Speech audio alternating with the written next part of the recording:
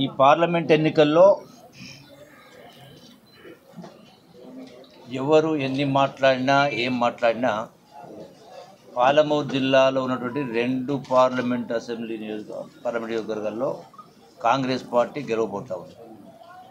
అట్లాగే రాష్ట్రంలో ఉన్నటువంటి 17 పార్లమెంటు నియోజకవర్గాల్లో 14 నుంచి 15 పార్లమెంట్ నియోజకవర్గాలు కాంగ్రెస్ పార్టీ గెలవబోతా ఉంది.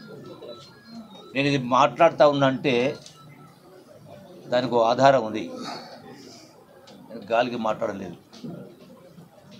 మొన్న జరిగిన శాసనసభ ఎన్నికల్లో ఎవరైనా ఊహించిందా కాంగ్రెస్ పార్టీ అధికారంలోకి వస్తుందని?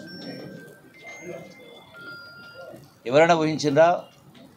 అవిభక్త మహబూబ్నగర్ జిల్లాలో 14 నియోజకవర్గాల్లో 12 నియోజకవర్గాలు గెలుస్తాయని శాసనసభ ఎన్నికల కంటే ముందు ఇదే ప్రశ్న మీడియా మిత్రులు నన్ను ప్రశ్నించినప్పుడు ఎన్ని వస్తాయన్నప్పుడు నేను స్పష్టంగా చెప్పిన 2018 శాసనసభ ఎన్నికల్లో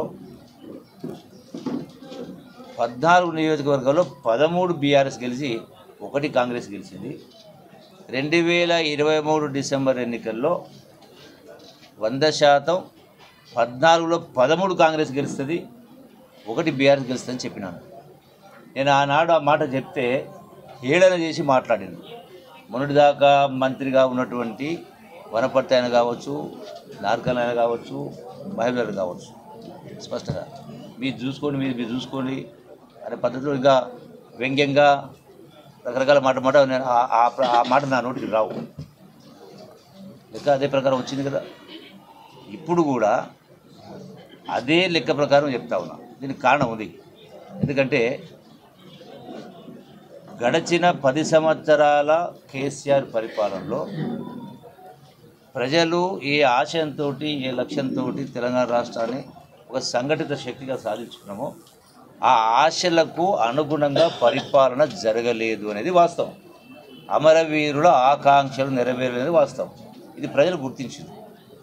ధనిక రాష్ట్రాన్ని అప్పచెప్తే అప్పుల రాష్ట్రంగా మార్చి విశృంఖలంగా అవినీతి కార్యక్రమాలు చేసి అట్లాగే నియంతృత్వ పరిపాలన చేసి 8 లక్షల కోట్ల రూపాయలు అప్పు చేసిన 10 సంవత్సరాల కింద చెప్పిన ఏ ఒక్క హామీ నిలబెట్టుకోకుండా చాలా హామీలు మీకు అందరికీ తెలుసు, మళ్ళీ జ్ఞాపకం చేస్తా ఉన్నా.